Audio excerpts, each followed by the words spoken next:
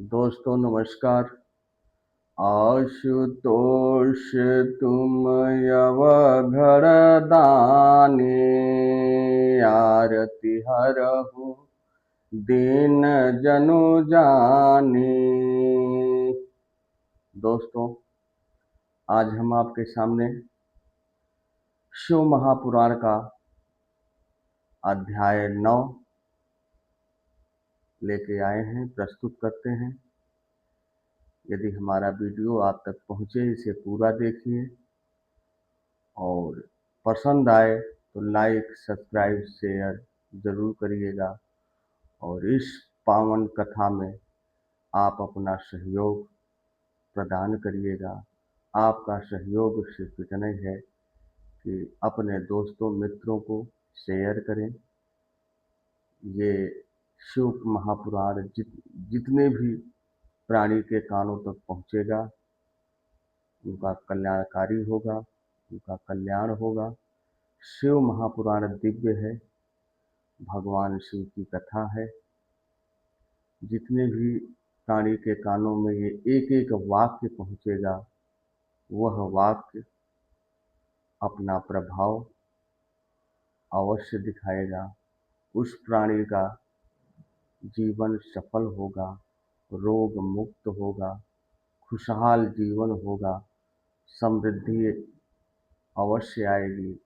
जहाँ भगवान शिव का शिव महापुराण कथा आरंभ होता है, वहाँ स्वयं भगवान स्थापित होते हैं, प्रकट होते हैं, अपना आशीर्वाद प्रदान करते हैं। विशेष आशीर्वाद उस परिवार को मिलता है जहाँ शिव महापुराण अर्थात शिव चर्चा आरंभ होती है।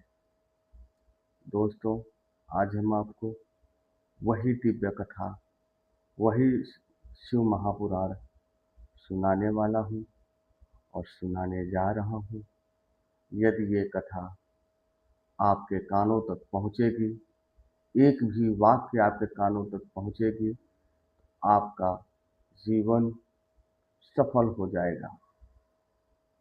आप किसी रोग से पीड़ित हैं, किसी समस्या से घिरे हैं, किसी बाधाएं से आप पीड़ित हैं, वह धीरे धीरे दूर हो जाएगी। आप शिव महापुराण का कथा सुने और कहें, दूसरों को भी सुनाएं। इससे आपका जीवन सफल होगा, इस संसार में आना सार्थक हो जाएगा। तो चलो, आज हम आपको द्वापर के अंत में पावन धरती प्रयागराज लेके चलते हैं, जहाँ इस कथा का आरंभ हुआ था और जहाँ संतों का जमघट लगा हुआ था। वहीं से कथा, प्रयागराज से कथा ये आरंभ हुआ था। आज हम आपको वहाँ द्वापर के अंत में प्रयागराज धरती पे त्रिवेणी के स्थान पे लेकर चलते हैं, जहाँ स्वयं हनुमान जी विराजमान हैं। आज हम आपको प्रयागराज का पावन धरती, जहाँ दिव्य कथा आरंभ हुआ था, शिव महापुराण, जहाँ सारे देवी देवता ये कथा सुनने के लिए वहाँ प्रकट हुए थे। आज हम आपको उसी स्थान का सैर कराते हैं और दर्शन करवाते हैं, कथा के माध्यम से, वाणी के माध्यम से। तो चलिए, द्वापर के अंत में चलते हैं और कथा आरंभ करते हैं। भक्तों, दोस्तों, वहाँ मुनियों का जमघट लगा हुआ था और सब वार्तालाप कर रहे थे।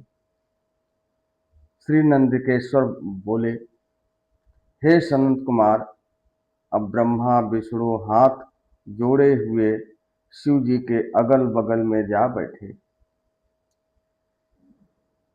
श्री नंदकेश्वर बोलते हैं सनत कुमारों से, जब भगवान शिव क्रोधित हो गए तो उन लोगों ने ब्रह्मा विष्णु हाथ जोड़कर भगवान शिव के अगल बगल खड़े हो गए शांत होकर।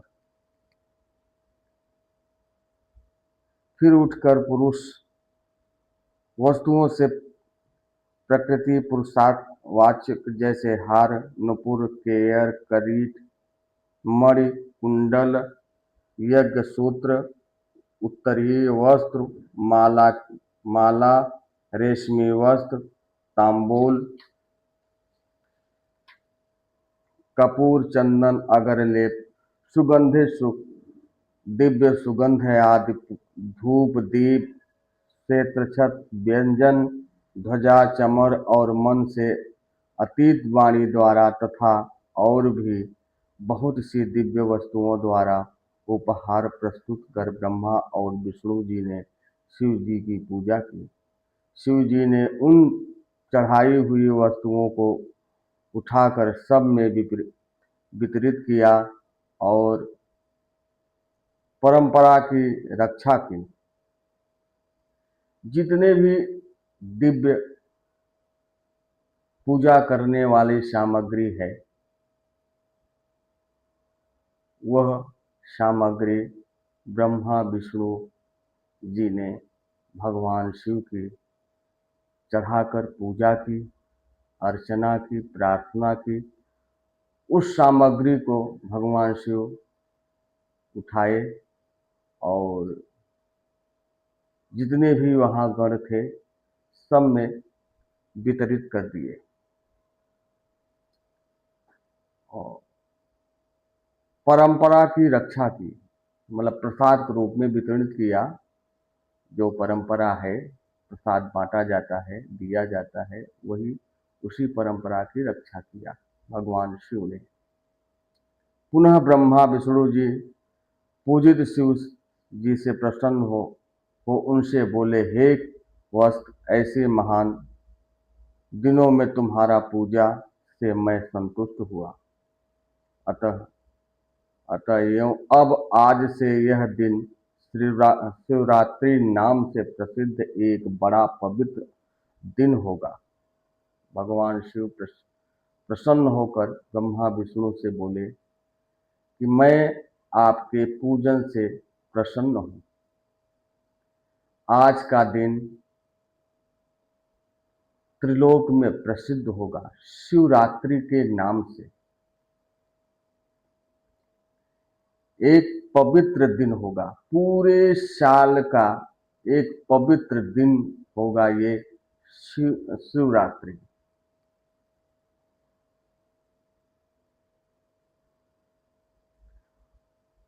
कि जो मेरे प्रिय तिथि होगी इस शिवरात्रि के दिन, जो मेरे लिंग वेर शिव की पिंडी की पूजा करेगा वह सृष्टि विधायक तथा होगा।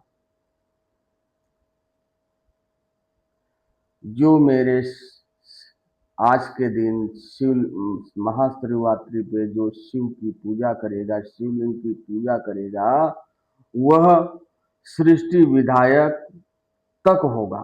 यदि कोई जितेंद्रिय निराहार रहकर 1 वर्ष निरंतर मेरी पूजा करेगा वह तो बड़ा तपस्वी होगा। उन्होंने कहा कि जो भी प्राणी निराहार होकर 1 वर्ष तक मेरी पूजा करेगा वह जितेंद्रिय होगा, तपस्वी होगा। किंतु जो एक दिन शिवरात्रि की मेरी तिथि पर रहित हो मेरी पूजा करेगा वह उसके ही समान होगा, क्योंकि जैसे चंद्र दर्शन से समुद्र उमड़ता है वैसे ही यह दिन भी मेरी भक्ति उभारने वाला है। मेरा स्तंभ जो मैं पहले प्रकट हुआ लिंग रूप आर्द्र नक्षत्र है। यदि कोई अगहन में आर्द्र नक्षत्र में उमा सहित मेरे रूप का यह मेरे वेर लिंग के ही दर्शन करता है वह मुझे मेरे परम प्रिय कार्तिकेय से भी अधिक प्रिय लगता है। उन्होंने कहा अगहन के महीना में आंद्रा नक्षत्र है, अगहन के महीना में आंद्रा नक्षत्र आता है। उस दिन शिव रात्रि आती है। उस महीने में हर तो महीने में शिवरात्रि आती है, परंतु विशेष शिवरात्रि अगहन का महीना बताया गया है। अगहन का महीना में जो शिवरात्रि आती है उस दिन जोड़ों के साथ, मतलब पति पत्नी के साथ शिवलिंग की पूजा जो भी प्राणी करेगा उसकी कृपा भगवान शिव की विशेष होगी। उस दिन उस रात्रि जागरण करके माता पार्वती भगवान भोलेनाथ का पूजन करे, वो व्यक्ति भगवान को कार्तिकेय से भी अधिक प्रिय होगा।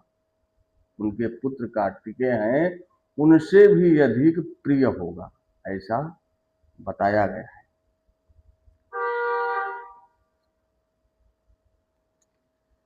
उन्होंने ऐसा बोला। फिर क्या बोलते हैं, इस पुनीत दिन में दर्शन से ही महाफल प्राप्त होता है और पूजन फल तो वाणी से नहीं कहा जा सकता। उन्होंने कहा इस दिन जो भी प्राणी पूजा करेगा, पुनीत दिन अर्थात पवित्र दिन, महाफल उसको प्राप्त होगा। फल मतलब एक तो फल होता है, एक महाफल होता है, अर्थात उसको उनकी विशेष कृपा, उस पूजा का विशेष फल जो है वो उस प्राणी को मिलता है। इस समय के स्थान में जहां भी मैं लिंग रूप से प्रकट हुआ हूं, इसका यही नाम होगा और यह पूजन के समय छोटा हो जाएगा। यह मुक्तिदायक होने के साथ ही दर्शन, स्पर्श और ध्यान से आवागमन से मुक्ति देने वाला है। उन्होंने कहा मेरा शिवलिंग जो है, जो दर्शन प्राणी करेगा आवागमन से मुक्ति प्राप्त होगा। मतलब हृदय से यदि आप उनकी पूजा करेंगे इस समय, मतलब शिवरात्रि के समय हृदय से आस्था और विश्वास के साथ उनकी पूजा करेंगे, आवागमन से मुक्ति मिलेगी।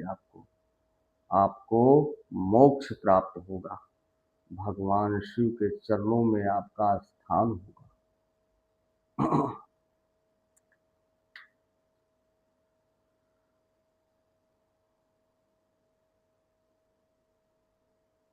विश्व में इसका नाम अरुणाचल होगा और यह शरीर छोड़ने वाले को मुक्ति प्राप्त होगी।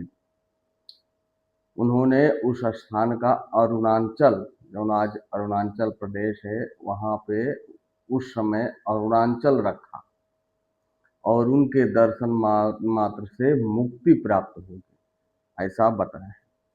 जो इस लिंग में मुझे परमेश्वर शिवलिंगेश्वर की पूजा करेगा, उन्हें सालोक्य, समीप्य, सारूप्य, सप्त और संयोज्य पांचों प्रकार की मुक्ति प्राप्त होगी। जितनी भी मुक्तियां हैं, 5 प्रकार की मुक्तियां हैं, पांचों प्रकार की उस प्राणी की मुक्ति होगी, मुक्ति को प्राप्त होगी। और आप सब भी अपने इष्ट को प्राप्त करेंगे। जो भी, जिसका भी इष्ट है, जो भी प्राणी जिसे भी इष्ट देव अपना मानता है, उसे उसी इष्ट देव को प्राप्त होगा, उसी के शरण में उसको स्थान मिलेगा। ऐसा भगवान शिव ने वरदान दिया और आशीर्वाद दिया। फिर तो ब्रह्मा विष्णु के युद्ध में जितने सेना मारे गए थे उन सबको शिव जी ने अमृत वर्षाकर जीवन प्रदान किया। जितने भी ब्रह्मा विष्णु के लड़ाई में, युद्ध में सेनाएं मारी गई थी, भगवान शिव ने अमृत का वर्षा किया और सारी सेनाओं को जीवन दान दिया। और उन दोनों की परस्पर शत्रुता को भी यह कहकर समाप्त कर दिया कि मेरे सकल और निष्कल दो रूप हैं, जैसा और किसी का नहीं है, इसलिए कोई और ईश्वर हो ही नहीं सकता। हमारा एक तो तत्संग लिंग रूप है और दूसरा निष्कल सगुण रूप है। ये दोनों ही रूप सिद्ध हैं। बड़ा आश्चर्य यह है कि तुम लोग ने अज्ञानवश अपने को ईश्वर मान लिया था। उसे ही दूर करने के लिए मुझे इस संग्राम भूमि में आया। अब अभिमान त्याग कर मुझ ईश्वर में भक्ति करो। मेरी ही प्रसन्नता से लोक में सभी पदार्थ प्रकाशित होते हैं। मैं ही परम ब्रह्म हूँ और मेरी ही यह सब कलाएं हैं जो निष्कलंक रूप में दुर्गोचर हो रही हैं। मुझ गुरुदेव के वाक्य ही सर्वदा तुम्हारे लिए प्रमाण है। तुम्हारी प्रीति देखकर ही मैंने ऐसा कहा। मैं सगुण निर्गुण दोनों हूँ। यह सब कुछ मेरा है और ब्रह्म ज्ञान देने के लिए ही मैं निष्कलंक रूप में प्रकट हुआ हूँ। मेरा यह निष्कलंक तत्व रक्तंभ ही ब्रह्मा का बोध कराएगा, जिससे मेरा आत्मिक संबंध है। लिंग के अभेद से यह नित्य ही पूजनीय है। जो मेरे इस लिंग रूप की स्थापना करता है, वह मेरे अप्रियस्थित भी प्रतिष्ठित रूप से रहता है। मेरा लिंग रूप प्रधान और बेर रूप गौड़ है। मेरे पैर में स्थान की क्षेत्रता नहीं है और लिंग में स्थान की क्षेत्रता है। भगवान शिव ने प्रसन्न होकर सबको आशीर्वाद दिया और बोला कि जो भी प्राणी मेरे शिवलिंग की स्थापना कर उसका आस्था और विश्वास के साथ पूजन करता है, वह मेरा प्रिय है, अत्यंत प्रिय है, कार्तिकेय से भी अधिक प्रिय है। तो बंधुओं, दोस्तों, भक्तजनों, ये अध्याय 9 यही समाप्त होता है। और समझिए, ये समझने वाली बात है कि इस त्रिलोक में सब शिवमय है।